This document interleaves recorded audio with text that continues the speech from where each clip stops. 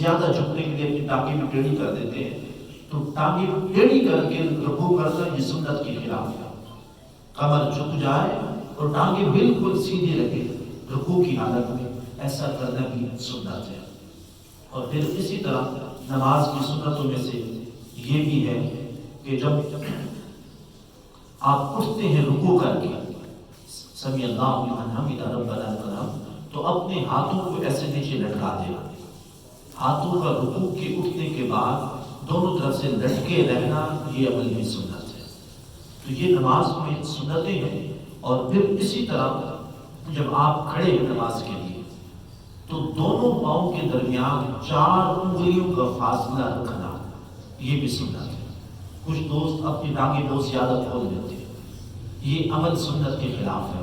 اور دونوں پاؤں کا جوڑ کے کھڑے ہونا، یہ عمل بھی سنت کے خلاف ہے۔ سنت یہ ہے کہ آپ اس انداز میں کھڑے ہوں کہ آپ کے دونوں پاؤں کے درمیان کم از کم 4 انگلیوں کا فاصلہ۔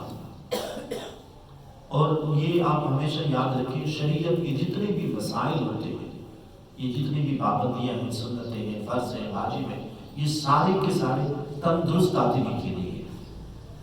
اب اگر کوئی شخص مریض ہے، بیمار ہے، یہ کسی مجبوری میں ہے، تو آپ اس کو کہ یہ نماز پڑھیں، اس کے لیے یہ مسائل نہیں ہوتے۔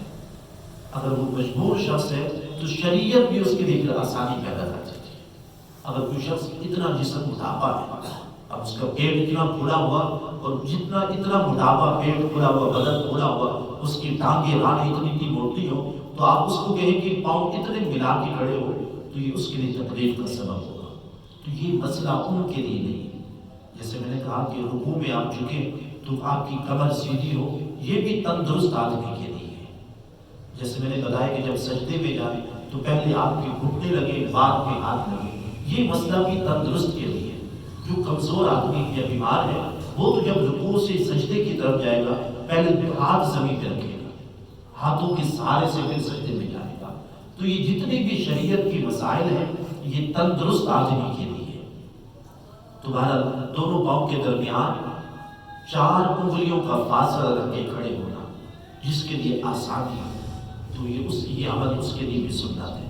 اور پھر اسی طرح جب آپ رکوع کرتے ہیں اکیلے کھڑے ہوئے، تو آپ کی یہ جو کوہنیاں ہیں، کلائیاں، آپ کے پیٹ سے ان کا جدا ہونا،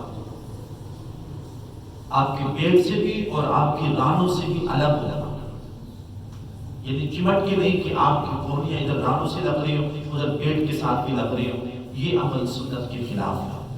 اور یہ تب ہے جب آپ اکیلے کھڑے ہیں، کیونکہ آپ کی دائیں بائیں جگہ بھی ہوتی ہے، آپ آسانی سے سجدہ کر سکتے ہیں۔ لیکن جب آپ جماعت کے ساتھ ہیں تو آپ کے دائیں بھی آدمی، بائیں بھی بندہ کھڑا ہوتا ہے، تو اس وقت اپنی کوہنیاں پھیلا کے آپ سجدہ کریں تو یہ دوسروں کے لیے تکلیف کا سبب بنے گا، تو اس وقت یہ سنت نہیں ہے۔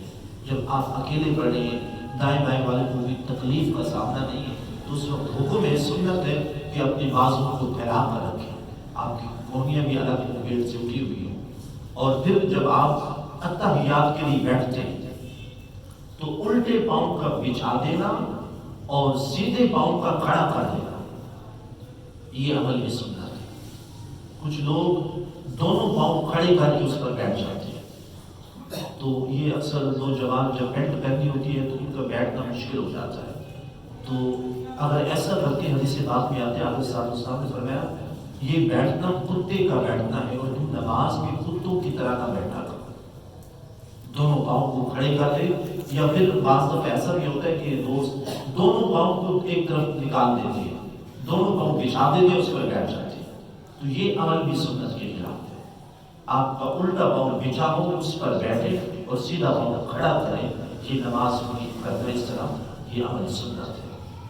اور اسی طرح جب آپ نماز پڑھتے ہیں تو نماز میں جب آپ قیام کی حالت میں کھڑے ہوئے ہیں تو مستحب ہے آپ کی نظر وہاں پہ ہو جہاں پہ آپ نے سجدہ کرنا ہے، کھڑے ہونے کی حالت میں۔